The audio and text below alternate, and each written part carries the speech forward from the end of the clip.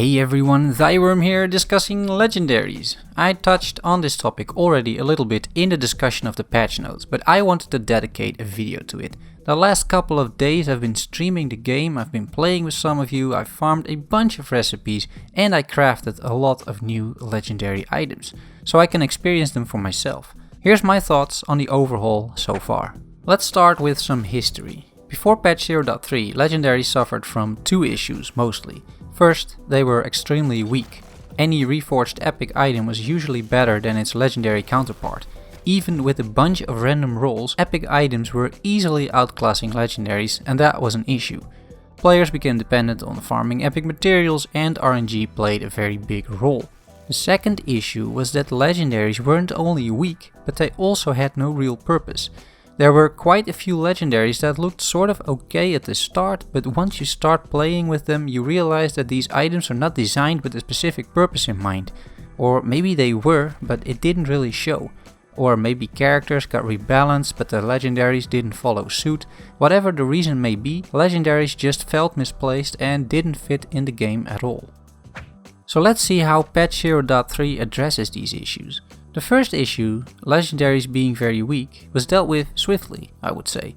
Legendaries have received significant upgrades to their statistics, their might level has increased a lot and overall they are much more competitive right now. It makes sense to farm some level 7 legacy tier blueprints because you know that usually it results in a good legendary and in an upgrade for one of your characters. The current buffs to legendaries have resulted in some very viable items for my heroes. Most of the new tier 7 legendaries have found a place in one of the gear slots of my characters, which is a good sign. Let's look at some specific examples here.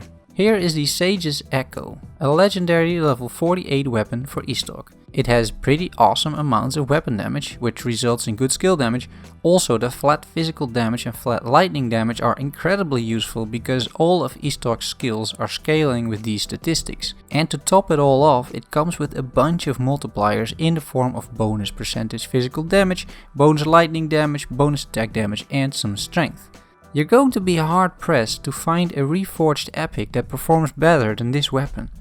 The only thing that this weapon lacks is some tankiness, but that's okay because we can go to another legendary item, the Walking Mountain. This beast instantly caps your lightning and poison resistances. It provides a ton of health, it has a bit of extra armor, but most of all, it has an awesome unique perk. This ward makes you immune to knockback, which is super useful as a tank. Besides this, should someone attempt to knock you back, that attempt heals you. And because you're taking damage all the time as Estoc, or at least you should, this legendary is just a good item. There are however also some less impressive legendaries, but also those are still worth considering. For example, take the Breviary of Destruction over here.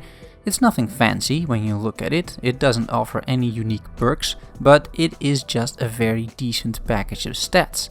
Evasion rating, crit ability damage, physical damage, spell damage bonus and critical chance bonus. All in all, perfect for a crit build that also uses dodging as a survival mechanic. Anya is a good candidate for this item, with her physical spells, her ranged attacks and the fact that she does need to dodge the occasional ranged attack every now and then.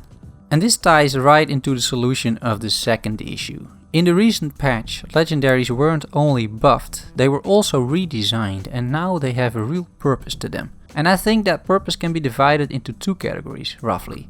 First, there are now a lot of very specific legendaries that offer unique perks to the hero wielding those items. The knockback resistance, for example, or Morana's Sacrifice, which roots enemies. And these unique perks are in my opinion strong enough, or they can be strong enough, that these legendaries are viable to create a build around. With some creative items you can come up with some very creative builds using the unique perks these legendaries have to offer. The second category is the all-in-one package legendary. These items that I'm showing right now are maybe nothing special in a sense, but they are just very decent items for the gear slot. And you know that with these items equipped you're going to be fine. They might not offer the absolute best gear in slot because that would most likely be a perfectly reforged epic, but once you have the crafting recipe for these legendaries you know exactly what you're going to get. You're going to get something very good and you're going to get something of value, something usable, something viable. With a weapon like the Seeker, Valeria is going to be fine for a bit. you can now focus on other parts of her gear because this weapon will get the job done. With these solutions in mind, let's take a step back and think about what this patch has achieved by making these changes.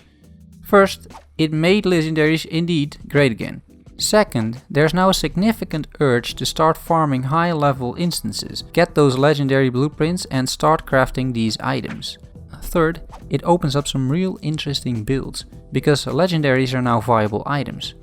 And last, it provides a way for people without a lot of craftsman skill to still obtain good items with set values. I think this change is very much a step in the right direction, and I'm curious to see what comes next in terms of crafting or legendaries. I just want to touch on one remaining issue with legendaries. You've heard me talk about the legendaries throughout the video, and overall I'm very enthusiastic about them. However, this is true mostly for the tier 6, 7 and 8 legacy blueprints and legendaries, because those legendaries are relevant. There are currently a bunch of other potentially interesting legendaries that are completely useless. Every legendary below legacy tier 5 basically serves no purpose. That's because they are too weak compared to their higher tier counterparts. But mostly this is tied to how the equipment requirements are designed.